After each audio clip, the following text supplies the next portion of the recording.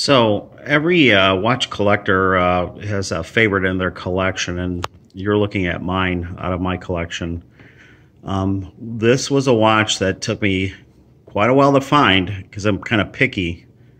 Although I think with this one I might have settled a little bit, and I'll explain why. And many collectors might be able to understand where I'm going with this.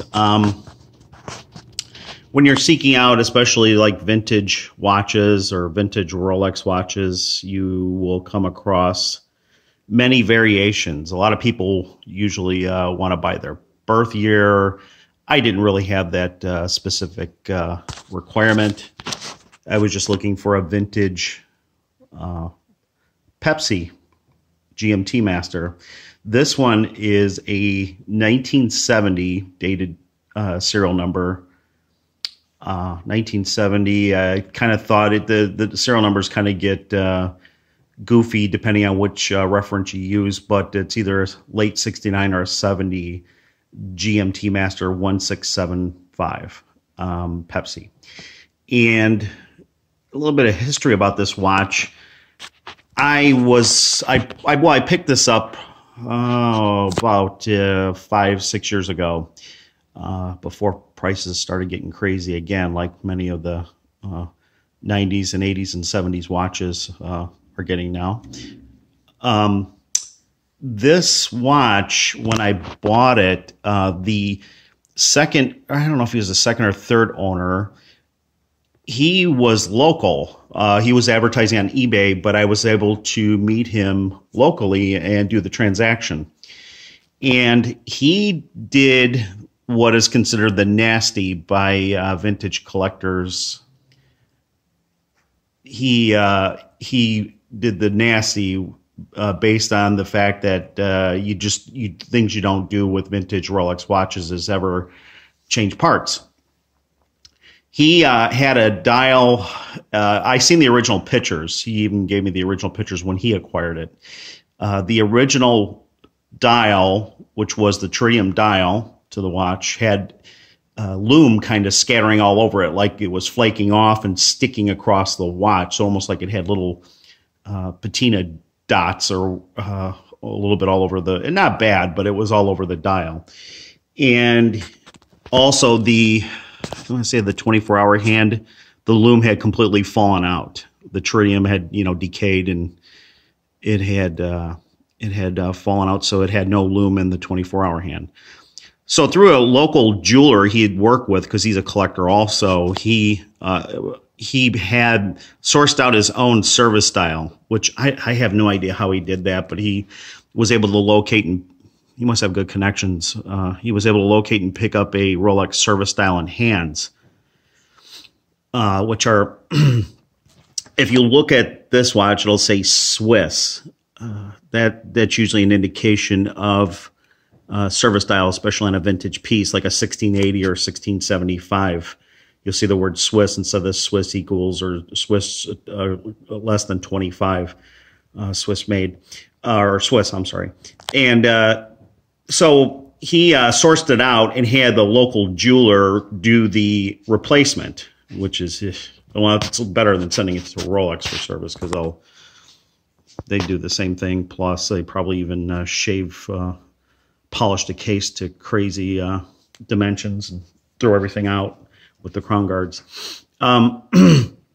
So at first I wasn't going to even consider this, but he was smart enough to retain, and he did retain the original dial in hands, which I got through the transaction. I received those. He preserved them correctly. The jeweler he had, this watchmaker, he did preserve them in a case correctly, with some, protective padding and making sure nothing stuck to it. So I have those, and I can return those back. The dial just needs to be, matter of fact, I think you could take some Retico, the putty, and you probably gingerly take a lot of the pigment of the tritium paint that's scattered on it. But getting the paint issue resolved in the 24-hour GMT hand, the tritium, that's a no-go. You're not going to find any tritium compound to be able to use to relume that, nor, is that something I would even consider because of originality issues and stuff like that. It isn't a watch I'm going to sell. I'm going to keep it for till the day I die. That's because it is my favorite. It's kind of my unicorn watch. It was either this or the 6542, the original GMT, but the 1675 is my favorite GMT Pepsi. So that was the decision I had to make. Is I think if he didn't have the original dial and hands to be able to put back, I wouldn't have done it. Also, the price was a lot lower than what was available 5 years ago. He was a couple, like $1,000 cheaper. Originality with these vintage pieces is what collectors want, and that's what I wanted. But being local and buying over eBay a vintage piece, that's risky enough. But the fact that I could meet with him, shake his hand, talk with him, get his take on his collecting hobby and his ideas, that was kind of pretty valuable. So that's what we did. We ended up speaking for a couple hours actually on watches, so it was pretty interesting. But he admitted he probably made a mistake, but he didn't. I know why he did it. Like I said, the dial was looking pretty ratty, as with some of these pieces are, dating back to 1970. As you can imagine, the tritium's decaying, it's flaking off. If you're wearing it, you're moving it around, so it's already fragile, and then you bump your wrist, and that's probably what happened with the 24-hour GMT hand, the original one, where the lume fell out.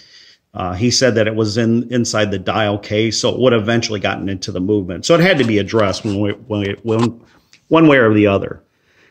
I probably would have just sent it to more of a specialist. I do a lot of my own work, and there's some work I won't do. There's some people out there that specialize in vintage Rolex restoration. There's a couple I do see constantly recommended, highly recommended on the forums. And I would probably not have taken that task on myself and done it. I would have sent it to a specialist who deals with, particular vintage pieces and getting them back to, square one, originality. So, that's, so 4 or 5 years later, I still haven't put the dial back. It's not really an issue to me as much as it would be. If I was to sell this piece, of course, it would be a huge issue. I believe it would probably take $2,000 to $3,000 off the price. However, it would probably be not so bad because the original dial and hands would go with it. If I was, and again, I'm not going to ever sell it, but if I was ever to sell it, the original dial and hands would go back with it. So the next owner could, do the same thing I was thinking of doing. So yeah, that was probably my where I kind of crossed my crossed of what I was crossed myself for what I was going to buy and what I wasn't going to buy, because these watches aren't cheap. You want to get the one you like and you're going to keep for a long time and be happy with. So I'm not unhappy that I did buy this one. I'm actually grateful I got it for a really good deal. Anytime I can put the original dial and hands back, I would just have to source out. And I do see them on eBay, but again, you don't know if they're original, if they're real.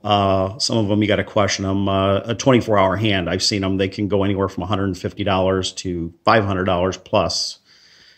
So that would be the only thing, because I don't think getting somebody to relume it with like a fake patinaed lume to match it is all patinaed. It's got the brown caramel color going on with the original dial and hand. So I know I've seen a couple have matched that.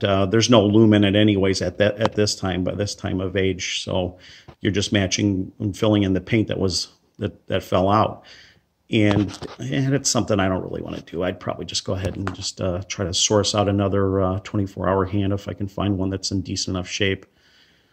But with this watch, with the service dial and hands, as a vintage, you could wear this piece around the home. I don't, even it still has a value to it. It's just not as high as had it have its original dial and hands with the patina. So Yeah, and also I think I'm 100% sure this came on the rivet oyster bracelet of the time, but and it was changed out. He changed out, I believe, with this 6251H Swiss. It is the Swiss version of the Jubilee. There is a one made in. There's a one made in America, and I'll have to get some information on that. Of course, when I do these videos, I forget all the references and stuff like that. But as soon as I stop recording, I can remember them again. There is another one made in the U.S. It's more of an oval link Jubilee. That one, I do collect some bracelets too. So I have that. I have collected that one, but I haven't installed it on this. I think it looks fine with the folded Jubilee. And it would be period correct. But again, we're getting back to a watch that's not 100% original, but it looks good and it's wearable. Just wonder if anybody's encountered that where they made a decision and they're happy with it. I am happy with it. I can, again, I can restore it back if I want to, but I'm kind of a purist. And I really don't want stuff touched. It just makes me cringe when somebody even sends in a mid-90s or 90s tritium dial and to Rolex for service, and then they replace the dial and hands with service dial super luminova ones just for, I know a lot of people want the lume back, but just something about these period correct original pieces is what I seek out. So this would probably be the only piece of my collection I settled for that didn't have the original parts, but yeah, I'm happy with it, and I can always restore it back if I need to. So just wanted to get anybody's thoughts on what they think. Have they done a deal like this and regretted it, or have they done it and been happier than they thought with it? Does having service parts like dial and hands on a vintage piece really bother you? It only bothers you when you're trying, if you were to try to sell it, and you would see that the value is not the same as watches with the original parts, the dial and hands and bracelet. And the problem with bracelets is they stretch out. The rivets were notorious for stretching out, wearing out because but they're just of the design. And yeah, that's so then they had a lot of people would fit them with the Jubilee like this one. This has a lot of them will put the incorrect end links on too. They'll put the 555 date just ones, but the curve is different. These he fitted them with the 55 ones, which are the older date just. But actually, they fit pretty well. I've read a lot of it on the forums that some people say they don't fit. I think the problem is the 555 is the newer date just. And of course, you'd do a 62510H just by adding the 0 is the more solid Jubilee. It's not this folded vintage one. It's like the current version. The end pieces are completely solid, like D-links.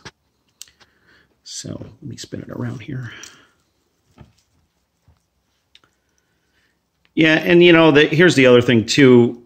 When you shop vintage, you come across problems where the watch has been polished and polished and polished. And I was scouring the HQ Milton and Bob's Watches and other sites just to see reference points of what was considered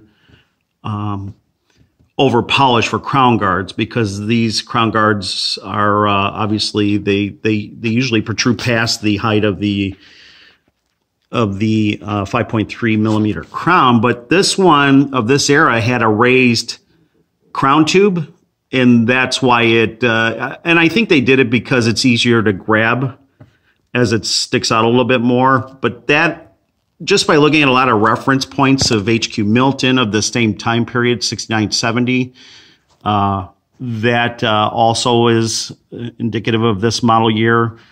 The 1675 GMT Master had changed, just slight changes over the years. In the mid 70s, they switched to the 62510H D-Link solid bracelet, more solid Jubilee. And got away from this vintage folded link. So Yeah, but this is my favorite, and because it's got a service dial in hands with the Super Luminova, it reads just like any current model Rolex. It's legible through the night. So yeah, just wanted to give you a review on it and see if anybody had any thoughts. Thanks.